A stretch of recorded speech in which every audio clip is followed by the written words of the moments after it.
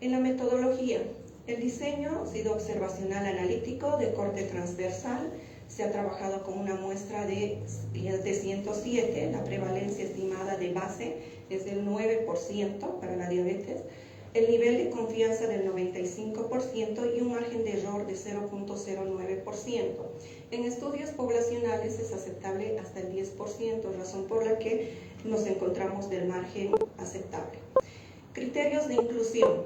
Se ha estimado trabajar con mayores de 18 años, por tanto con jóvenes y adultos, y tendrían que tener la residencia permanente en el área de estudio. Los criterios de exclusión. Se excluyeron pacientes críticos, mujeres embarazadas, pacientes con diagnóstico de diabetes. Recordemos que este test lo que hace es identificar factores de riesgo. No se está buscando pacientes diabéticos, sino esos factores predictores. Y también se han excluido aquellas personas que no dieron su consentimiento informado, y de lo que ha sido el test propiamente, también si es que hubiese test que no estén completos en su totalidad, entonces también se va a excluir. Continuamos con la metodología. ¿Cuál es el procedimiento que se ha seguido para la ejecución de este proyecto? Primero, por la factibilidad, se han seleccionado 3 establecimientos de salud. Uno ubicado en la zona sur, el Centro Universitario Nueva Gante; al sudoeste, el Centro de Salud Chimba; al norte, con el Centro de Salud de Beato Salomón.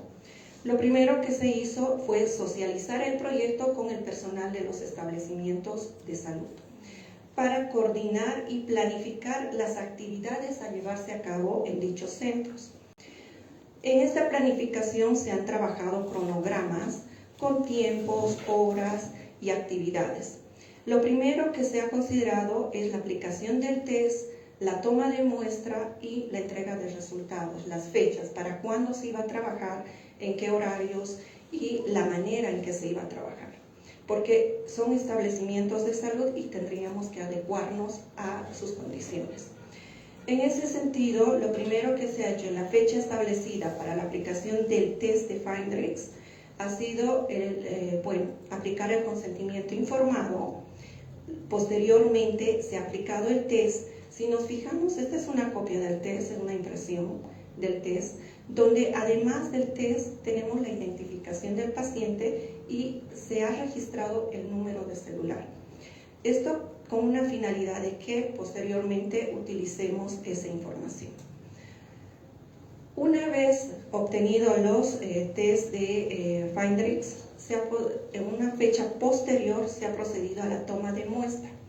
Pero cuando terminaron de llenar el test de Findrix las personas que aceptaron participar, se les ha proporcionado unas notas indicándoles las fechas de toma de muestra y las fechas de entrega de resultados en su mismo establecimiento. Para la toma de muestra, 2 días antes, se les ha llamado a su número proporcionado, al número de celular proporcionado, para recordarles la fecha y hora que tenían que presentarse y además las condiciones en las que deberían de presentarse para la toma de muestra. Se ha realizado la toma de muestra, posteriormente se ha realizado las determinaciones laboratoriales, la glicemia en ayunas por métodos enzimáticos, la insulina basal por métodos de inmunología, donde hemos trabajado con quimioluminiscencia, inmunoensayos con marcadores quimioluminiscentes, la hemoglobina glicosilada A1C por métodos turbinimétricos. La entrega de resultados se la ha realizado cumpliendo con las consideraciones éticas de manera individual en sobres cerrados a cada establecimiento de salud. De los resultados, una vez concluidas las actividades con los participantes, hemos procedido al análisis de resultados. El test de Findrix se lo ha analizado con el chi cuadrado, donde los factores de riesgo con asociación estadísticamente significativa han sido el grupo etario, si nos fijamos a partir de los 45 años, y también los mayores de 64 años. De igual manera, el índice de masa corporal, circunferencia de cintura, han tenido una asociación estadísticamente significativa, a diferencia de la actividad física, donde no presenta una asociación estadísticamente significativa. Sin embargo, las tendencias nos dicen de que sí tiene estas tendencias en lo que viene a ser estilos de vida saludable, nos dicen de que sí debe trabajarse en lo que es actividad física y la alimentación saludable, que tampoco ha tenido una asociación estadísticamente significativa. La hipertensión arterial, juntamente con los antecedentes de glicemia alterada, los antecedentes familiares de diabetes, sí han presentado una asociación estadísticamente significativa. Esto con el análisis del chi cuadrado. Ahora, en esa relación que teníamos propuesto hacer entre el test de Feinbergs y los indicadores bioquímicos, observamos que tanto que para la glicemia basal como para la insulina y la hemoglobina glicosilada, sí existe una significancia estadística. Asimismo, se ha hecho el análisis de la capacidad predictiva de la prueba. Cabe remarcar que nosotros hemos trabajado con el test de Feinbergs con un punto de corte de 14. Para ese punto de corte de 14, hemos visto que tiene una especificidad del 84% y una sensibilidad relativamente baja de 36.36%. En cuanto a la discusión, en función a los resultados que nosotros hemos obtenido, se ha realizado se ha hecho la revisión bibliográfica de artículos científicos de Latinoamérica, que es lo que nos interesa. En ese sentido, hemos observado que Ashner, por ejemplo, junto con sus colaboradores respecto al grupo etario, destacan que la prevalencia de diabetes aumenta significativamente con la edad. En el test nosotros hemos identificado desde los 45 años, sin embargo ellos mencionaban a partir de los 60 años. Para el índice de masa corporal tiene una asociación fuertemente con la diabetes, similar a lo que reporta Freire, que nos dice que la prevalencia de la obesidad en la región tiene una estrecha relación con la diabetes tipo 2. En la circunferencia de cintura, también Pineiro ha demostrado que una mayor circunferencia de cintura es un predictor robusto de diabetes y síndrome metabólico. En la actividad física, de igual manera, observamos que Rodríguez y Mora nos dicen, si bien nosotros no hemos encontrado una significancia estadísticamente positiva, nos dicen que una actividad física regular reduce significativamente el riesgo de desarrollar diabetes mellitus en adultos. En cuanto a la alimentación saludable, de igual manera, si recordamos, nosotros no hemos encontrado una asociación significativa. Sin embargo, estudios como la de Monge Rojas nos dicen que dietas ricas en frutas, verduras, granos enteros están asociados con un menor riesgo de diabetes en la región. Respecto a la hipertensión arterial, Escobedo reportan alta prevalencia de hipertensión entre pacientes diabéticos, similar a la asociación que hemos obtenido en nuestro proyecto. En cuanto a los antecedentes de glicemia alterada, nos dicen que una detección temprana de la glicemia alterada para prevenir la progresión a diabetes es importante. Soler y colaboradores encontraron que la intervención temprana en individuos con glicemia alterada en Brasil resultó en una reducción significativa de la incidencia de diabetes. Y por último, los antecedentes familiares de diabetes que están significativamente asociados con un mayor riesgo. Zavala y colaboradores de igual manera reportan una fuerte predisposición genética a la diabetes en poblaciones latinas. ¿Sí? Entonces, vemos que todos estos factores que se trabajan en el test de Findrix son predictores robustos. Sí, podríamos discutir a excepción de lo que viene a ser la actividad física y la actividad física y la alimentación saludable. Sin embargo, esto ha sido identificado desde su origen y se ha definido trabajarlo por la importancia que tienen estos dos en la prevención de la diabetes.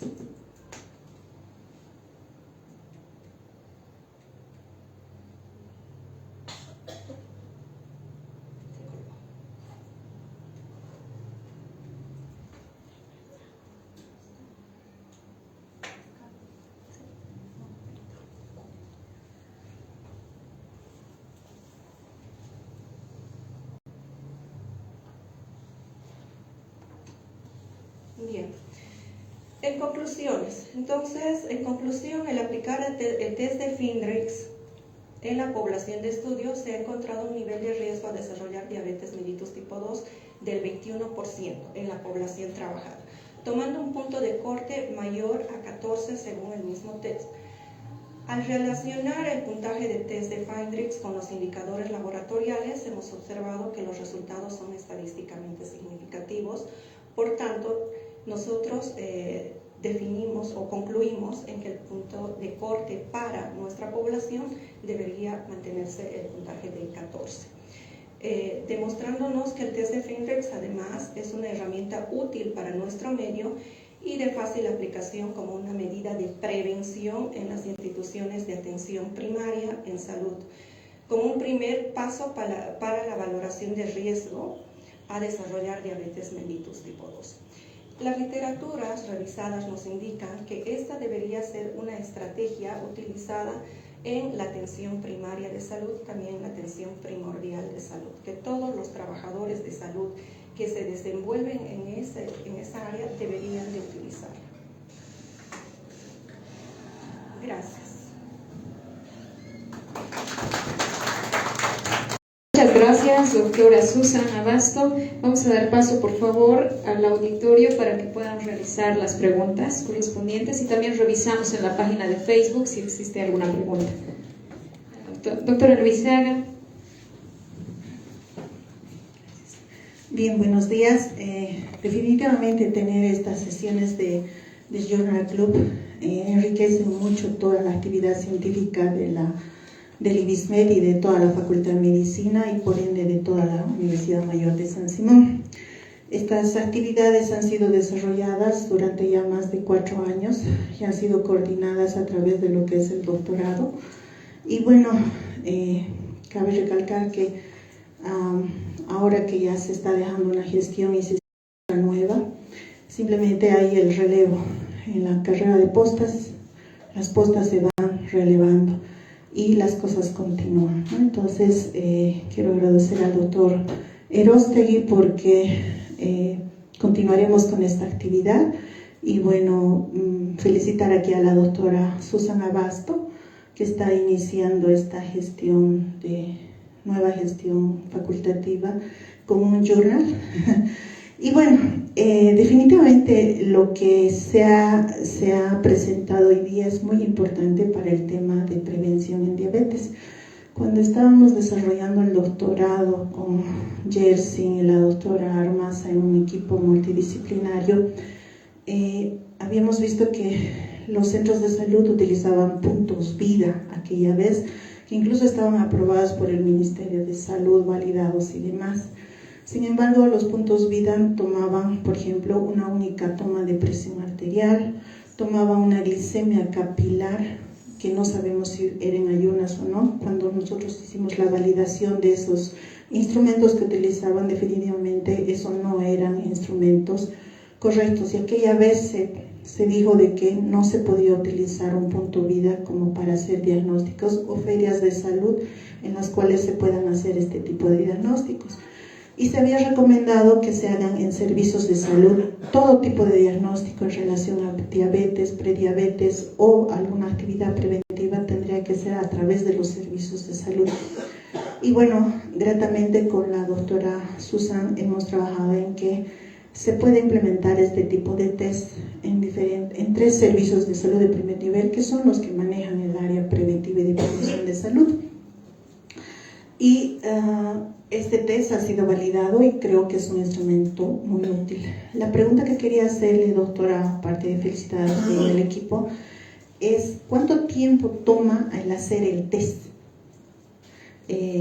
O sea, al paciente, para ver estas predicciones, porque sabemos que en los centros de salud de primer nivel también la cantidad de formularios que existen por el tema del SUS son infinitos. Entonces, un test más agregar, si bien es útil, puede también cansar al paciente y al mismo personal de salud. Entonces, quería saber cuánto toma. Y si es corto, entonces habría que un documento técnico para que el sistema de salud lo pueda absorber. Y si están pensando en eso también como equipo. Gracias. Sí, se ha trabajado con los pacientes han sido los que han llenado su test. Las recomendaciones nos dicen que podrían ser incluso autoaplicables, ¿no? Entonces no toma mucho tiempo.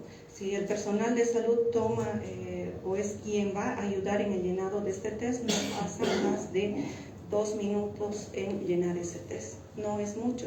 Es más, las recomendaciones nos dicen debería aplicarse en todos o en cualquier área de un centro de atención primaria, porque las preguntas son sencillas. La edad. Sí, en las preguntas que tuvimos un poco de dificultad fueron en circunferencia de cintura, porque los pacientes no conocen.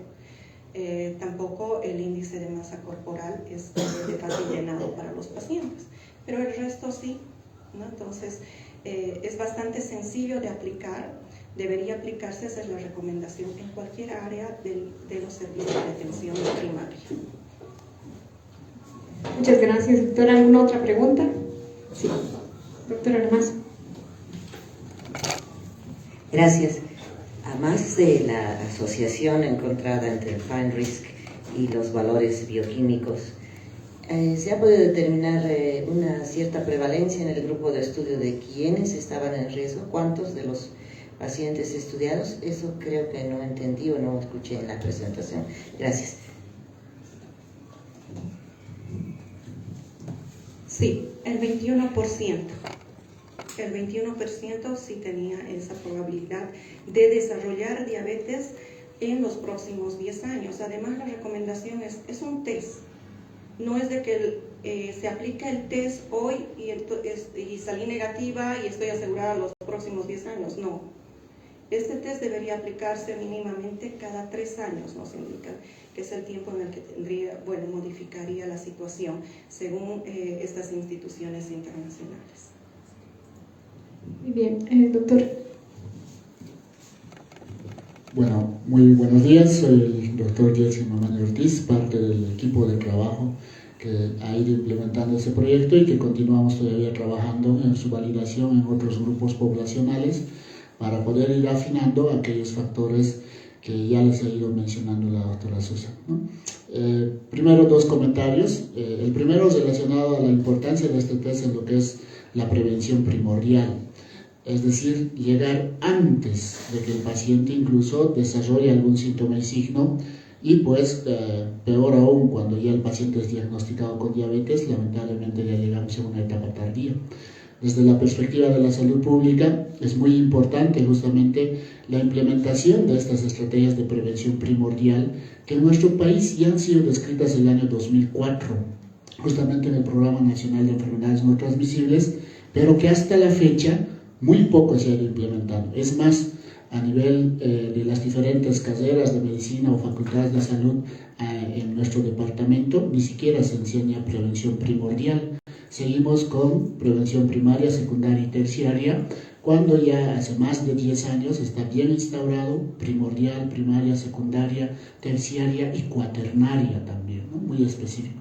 Entonces, desde el ámbito de la salud pública, muy importante la implementación de estas estrategias. El segundo comentario, lo que ya decía la doctora, es un test fácilmente aplicable, muy corto, validado, estandarizado en otros medios y que pues a nivel de nuestro país recién está comenzando a validarse en diferentes contextos. Hemos tenido la oportunidad de conocer algunos trabajos que está desarrollando la UMSA, también con lo que es este test, pero ellos más enfocados desde lo que es la medicina de la altura.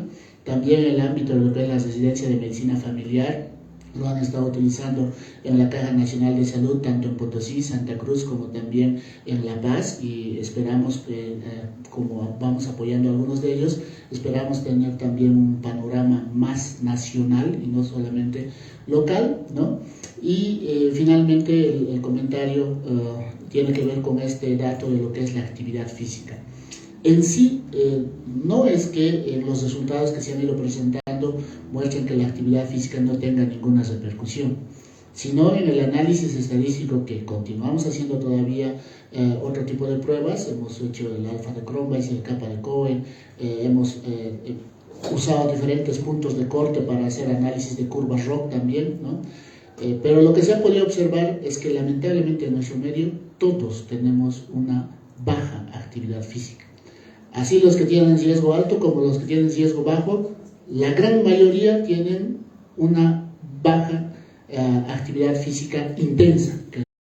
Lo que justamente necesitamos contextualizar es cómo ajustamos eso, ¿no? Cambiamos la pregunta, cambiamos la forma de medir lo que es actividad física, como nos pasó en el caso de STEPS, por ejemplo, cuando ya esa pregunta de si usted camina 30 minutos quedaba muy chico y tuvimos que hacer cálculos de lo que es los METs, por ejemplo, ¿no? Los equivalentes metabólicos.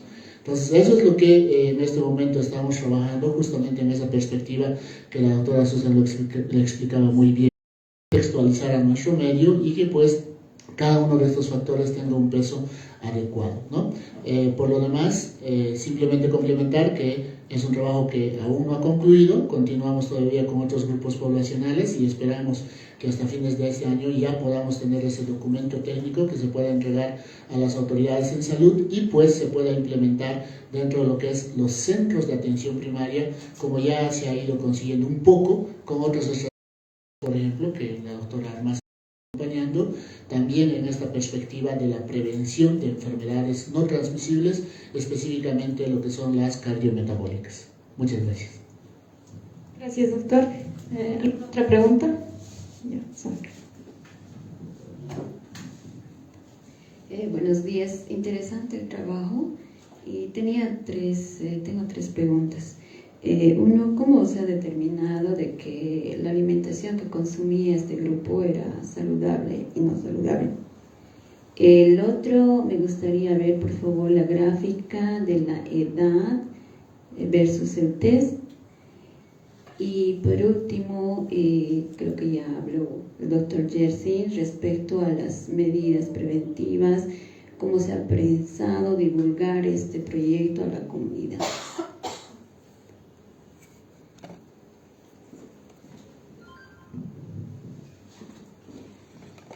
La primera pregunta estaba relacionada con la alimentación saludable, ¿cómo se ha determinado? El test está establecido, como les decía, surge el año 1992 en Finlandia. Estas 8 preguntas están relacionadas al consumo, en el caso de alimentación saludable, al consumo de frutas y tienen respuestas establecidas con un puntaje, ¿no? Y como les comentaba, desde su estudio, desde que se trabajó el FINDRIX, esta variable no tuvo una asociación estadística significativa, pero por el hecho de que la importancia que tiene en la prevención de la diabetes se la ha incorporado en este test, ¿sí? La relación está con frutas y verduras, ese es el parámetro que toma. Ahora, respecto a la otra pregunta, ¿edad? Versus el test de FINDRIX. La edad versus el test de FINDRIX. De igual manera, los grupos etarios están establecidos en el test de FINDRIX. Entonces, tenemos menores de 45 años y tenemos acá a los de 45 a 54 años. Haciendo el análisis estadístico con chi cuadrado nos da esa asociación significativa con un 37.93% a partir de esa edad, y pasamos hasta los mayores de 64 años. Según lo que se ve en la gráfica, aparentemente el mayor grupo etario es menor a 45. ¿Cómo? Según se ve el cuadro, Sí. está presentando la mayor cantidad de población está dentro de menor a 45 años. No hay pacientes más de 54, según esa tabla. No hay pacientes en esta, pero con riesgo bajo. Este es el nivel de riesgo presente. Entonces, para riesgo bajo, entre 55 y 64 años no hay, evidentemente sí. Pero para riesgo alto tenemos 3, pero que no tiene una estadística significativa. Sí, bueno, lo que a mí, digamos, un poco me llama la atención y lo que se había mencionado es lo que se ha expuesto, que los mayores a 45 años presentan mayor riesgo.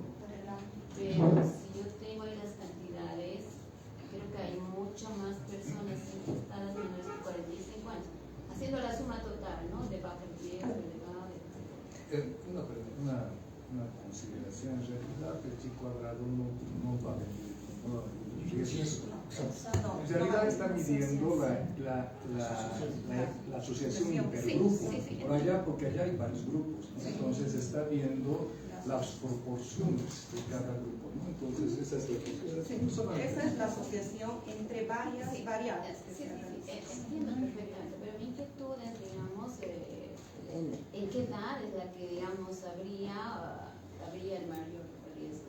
Esa es mi pregunta. Vamos a pasar al doctor Chernobyl, creo que Bueno, yo estoy entendiendo. justamente lo que ya nos mencionaba el doctor Allende, ¿no? El método del Chi cuadrado no va a evaluar nivel de riesgo, simplemente la asociación o la tendencia en la presentación de lo que son los casos. En esta tabla se presentan lo que es la distribución proporcional de cada uno de los casos, y el análisis se ha hecho justamente de proporciones. En cada una de las columnas se presentan proporciones por columna, no son proporciones por fila. Entonces, como podemos observar, en el grupo que ha tenido un nivel de riesgo alto, ¿no?, por la clasificación del test de Friedrichs, si sumamos a las personas mayores de 45 años, estamos hablando del 75% de la población que tenía un riesgo alto, ¿no?, mayor de 45 años. En el caso de lo que es el riesgo moderado, si hacemos la suma, estamos hablando de 93% de la población mayor de 45 años que tenía riesgo moderado de lo que es en el test de Friedrichs. Pero si nos vamos al otro lado, en el nivel bajo, prácticamente ninguna persona mayor de 55 años, pero sí el 10% de los mayores de 45 a 54 han presentado un riesgo bajo. Entonces nos muestra una tendencia clara que está descrita también en otros estudios que ya hemos hecho en la unidad. A mayor edad, mayor probabilidad de presentar riesgo de desarrollar diabetes. Recordemos que en este caso no se está midiendo prevalencia de diabetes, sino simplemente la probabilidad de desarrollar diabetes, ¿no? Ninguno de estos pacientes tenía síntomas de diabetes, ninguno de estos pacientes había sido diagnosticado previamente de diabetes, ¿no? Y ahí la importancia. Tuvimos solamente un caso en el total de la muestra que se había recolectado, que sí, posteriormente al resultado laboratorial declaró que consumía medicamentos para diabetes, cuando en un principio había mencionado que no, y ese caso ha sido excluido. Entonces, en este caso particular, del total de la muestra, ninguno de los sujetos tiene diabetes. Gracias, doctor. Gracias. Felicidades primeramente al equipo por el trabajo con mucho impacto, muy relevante en el ámbito clínico. También creo que una de las preguntas ya se las han realizado previamente, y la otra era una sugerencia. Era, ¿por qué no realizar un test exacto de Fisher en vista del número pequeño de observaciones, que nos daría una mayor, digamos, precisión estadística?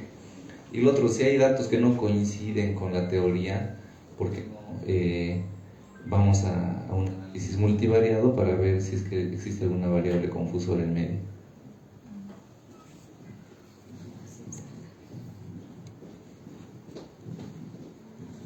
Gracias. Como decía el doctor Jersey, sí se está haciendo esos análisis para poder eliminar, ver si modificamos el puntaje asignado a la respuesta. Todavía se sigue haciendo ese análisis y sí se está trabajando todavía en poder ampliar más y tener mejores resultados. Pues ya hemos establecido que sí este test tiene una asociación significativa o una correlación significativa con la parte, por lo menos, de lo que viene a ser el perfil glicémico. Doctor Ormaza. Muchas gracias. Para complementar las aportaciones hechas por los colegas, creo que es importante recordar un poco el análisis descriptivo básico, ¿no? Allí veo un N muy pequeño de los pacientes de mayores edades, 4, 3, 5 pacientes. Entonces, por estadística básica, la ley de grandes números prevé un mínimo de 30 para establecer, un mínimo, ¿no? Para establecer probablemente una asociación con cualquiera de los tests, ¿no? Lo que sugiere el doctor Copana es útil, pero tendríamos que tener un N adecuado, si no es difícil establecerlo. Y yo recuerdo mucho esto porque en la red ALAD, que es la red latinoamericana de epidemiología de la diabetes, Pablo Aschner, que es el autor principal y el promotor del Fine Risk en Latinoamérica, él hacía mucho énfasis en esto, ¿no? Hemos tenido reuniones a nivel latinoamericano, entonces el N es muy importante, no se puede trabajar con números menores a 30 como base. Nada más esa sugerencia más. Gracias. Gracias, doctora. Doctor Verostegui. Gracias, buen día. Para que la veas. Bueno, está interesante el trabajo y creo que es importante en general hacer ese tipo de trabajos, ¿no? Pero primero coincido con Ada que es un N muy bajo y las conclusiones son totalmente, podrían estar muy fuera de foco, ¿no? En el sentido de que son factores del contexto que son demasiado variables. Entonces realmente para hacer un trabajo y tener una conclusión más o menos certera, mínimamente 100, y los otros trabajos que he visto por el estilo son de por lo menos 500 a 1000, ¿no? O poblaciones muy grandes, multicéntricos. Y además hay que tomar en cuenta el tipo de, bueno, no sé si lo has dicho, Susan, el contexto de los pacientes, ¿no? No sé si eran de un grupo de población más o menos parecida. Porque, bueno, lo que me llama la atención es que si seguimos a esto, la tan mentada propaganda de comer sano no sirve de nada. O sea, porque no tiene relaciones significativas, ¿no? O sea, podemos comer cualquier cosa, igual vamos a estar en riesgo, entonces no vale la pena comer sano. Y si se asocia a frutas, la fruta no es una comida sana. O sea, es en cierto sentido, porque tal vez es natural, etcétera, pero fructosas y glucosas tienen muy cargas elevadas.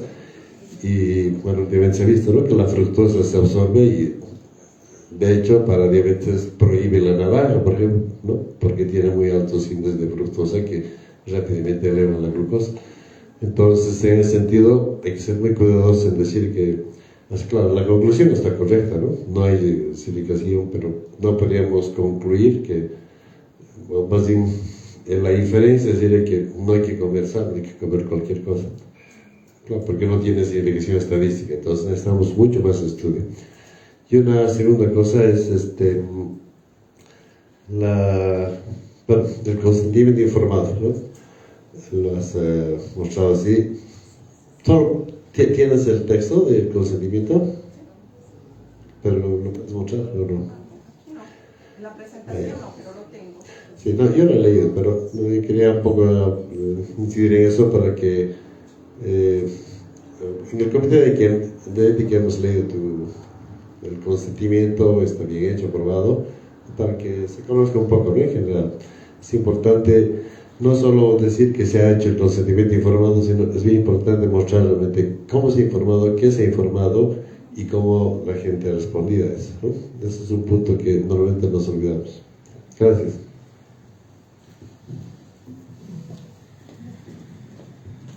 Gracias, doctor.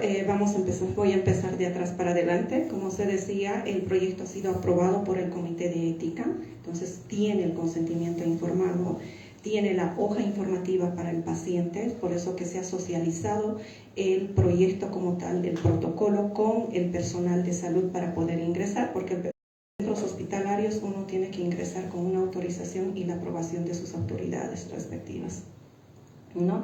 Entonces sí se cuenta con ese consentimiento informado.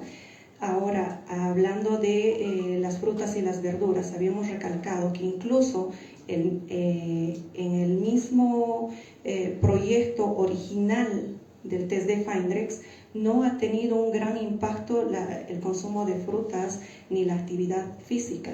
Sin embargo, hay otras instancias que recomiendan e indican que una alimentación saludable y la actividad física son importantes para la prevención de la diabetes. Si bien en este test no ha tenido una asociación significativa, las recomendaciones son esas de que sí debe considerársela. No, obviamente, además de glucosa, fructosa, también presenta otros nutrientes, son ricos en fibra, que estos van a ayudar a la prevención también o a una alimentación saludable. Sí tendríamos que trabajar con mayor cantidad y lo estamos haciendo y lo hemos aclarado, lo ha aclarado el doctor Schersin en su momento, que no podríamos definir ya y sacar lo que comentaba la doctora Sandra, perdón, la licenciada Sandra, no pudiésemos sacar ya un documento de difusión para poder aplicarse.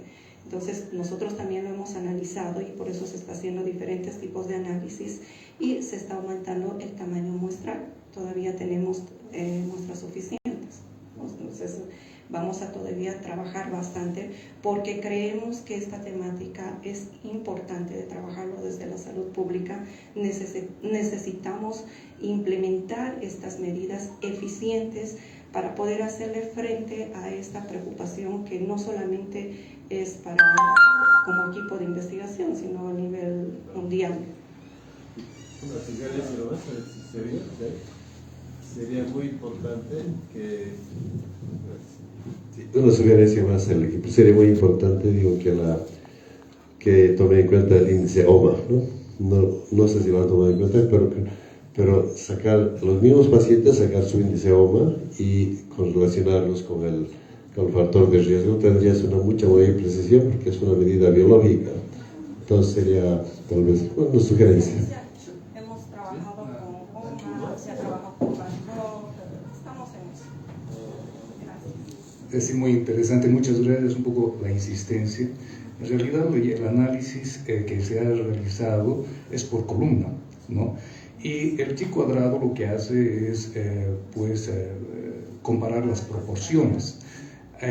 Aquí existe todo un total y el total lo han ido distribuyendo y en realidad si ustedes se fijan en las letras rojas, es decir, en los números rojos existe una diferencia intergrupo.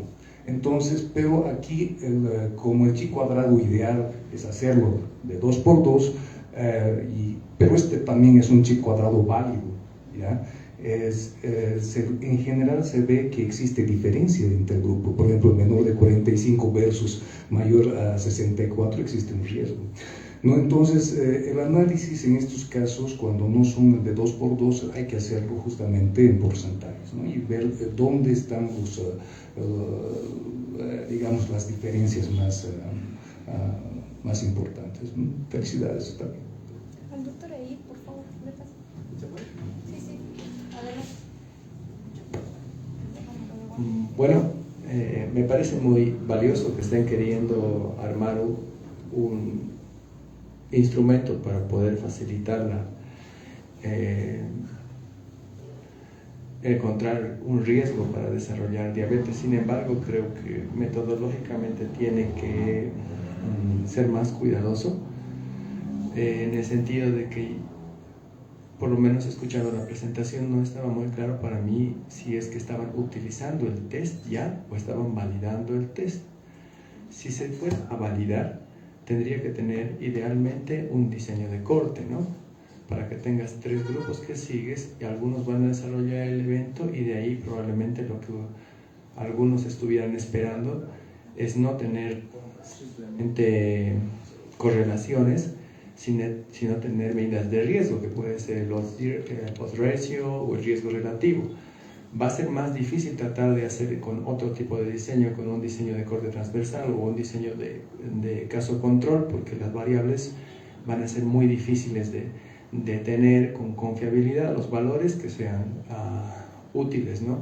Entonces, si se quiere realmente tener un instrumento que esté validado, entonces se necesita contar con medidas que sean de riesgo, no Chi cuadrados, ¿no? Sino unos riesgos relativos. Y pues lo otro es que hay que considerar, quizás como están ustedes valorando, si realmente las preguntas que está considerando el test son confiables en cuanto a la información que quieren rescatar, ¿no? Porque de otro modo cualquier respuesta puede encajar en uno o los dos lados y es difícil de interpretar, ¿no? Ahora mismo, por ejemplo, si te fijas en la parte de la hipertensión arterial, son 6 observaciones. Entonces, cuando hicieras intervalos de confianza ahí, te van a salir disparados, ¿no? Entonces no van a saber realmente si protege o no protege, y aún así, cuando el margen es demasiado grande, es muy difícil de interpretar el sesgo. Y lo importante que yo veo aquí es que ustedes quieren luego proponerlo como una herramienta, ¿no?, para el ministerio. Entonces, sí, concuerdo con el doctor Eros de que tiene que ser cuidadoso para que los resultados después, si se van a aplicar en todos, sean confiables.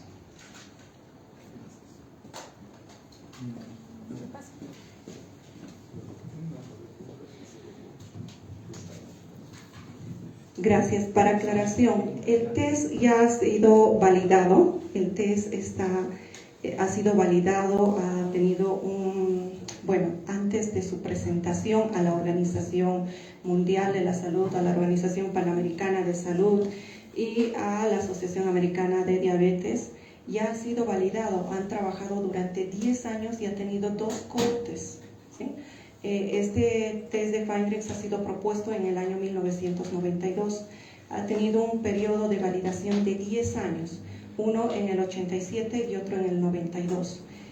Lo que sí nos recomiendan estas mismas instituciones es una adecuación en el punto de corte, no es una validación.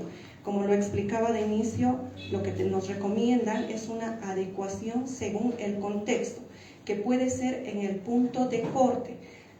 Los factores predisponentes han sido ya evaluados, han sido trabajados durante 10 años. Entonces, la recomendación es de que debamos de adecuar en función a nuestro contexto y a nuestra población de estudio. Pero el punto de corte igual tiene que salir algún estudio, no cómo escogen el punto de estudio. El punto de corte ya está establecido, para el test original es de 14. Entonces la modificación puede hacerse, dijimos por eso.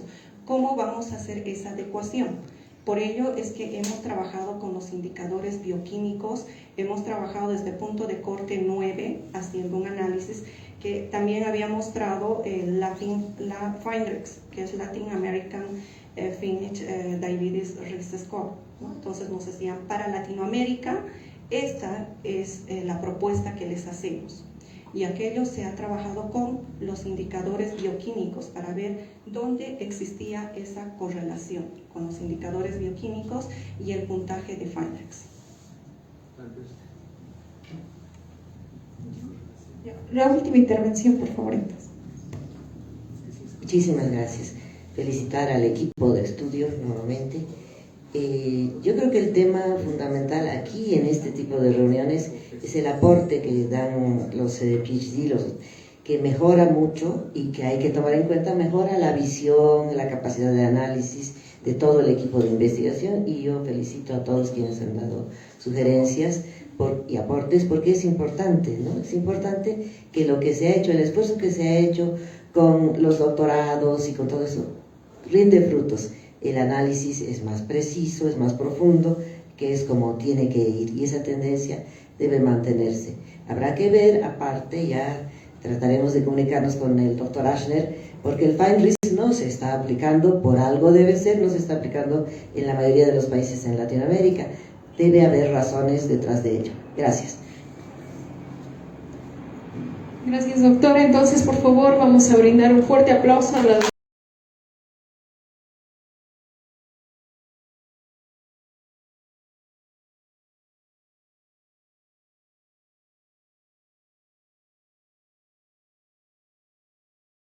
doctora David Susan Abasto González, quien ha sido la ponente en esta cuarta sesión del Journal